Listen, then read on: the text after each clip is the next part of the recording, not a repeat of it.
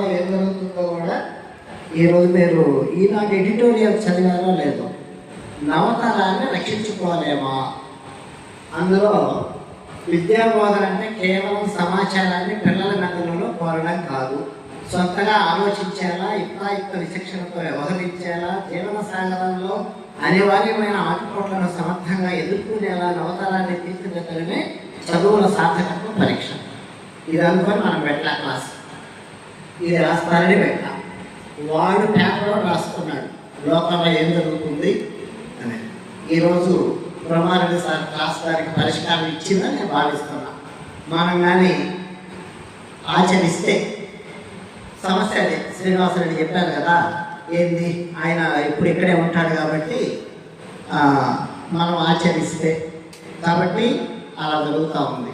కాబట్టి సరైన టైంలో మనము సరైన టాపిక్తో సాంఘిక విద్యాబోధన ఇవన్నీ పెట్టినాము. అసలు అది అనివార్యమా కాదంటే అనివార్యమైంది. ప్రభుత్వ పాఠశాలల ఉపాధ్యాయులు కూడా మిత్రులు ఒక ఇద్దరు వచ్చినారు. ఇప్పుడు స్కూల్ క్లోజ్ అయిన తర్వాత మనందరం కూర్చున్నాం, ఇది అనివార్యమే. తర్వాత మీరు ఒకసారి మొదట్లోనే మీరు అట్లేనాలా ఇట్లేనాలని అంటే, నేను ఏదన్నా అంత బాధ్యతగా చెప్తే మీరు రాయడం మొదలు పెడతారేమో నోట్స్లో. సార్ చెప్పారు కదా కోటిరెడ్డి సార్, ఏమని పుస్తకాలను తెచ్చుకున్నారని.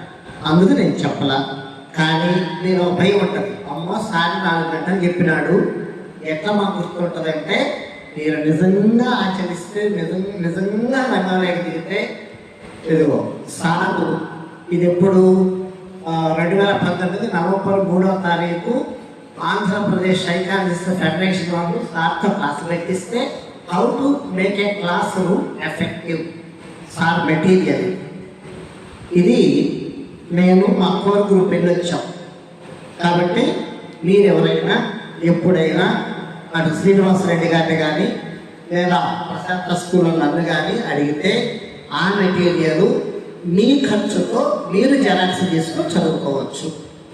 నాకు జెరాక్స్ తీసి ఇవ్వాలంటే డాక్టర్ సార్ కూడా కోటిరెడ్డి సార్ కూడా ప్రపోజల్ ఎందుకు పెట్టలేదంటే, దాన్ని మీరు అటకెక్కిస్తారు, అటకెక్కించి వదిలేస్తారు.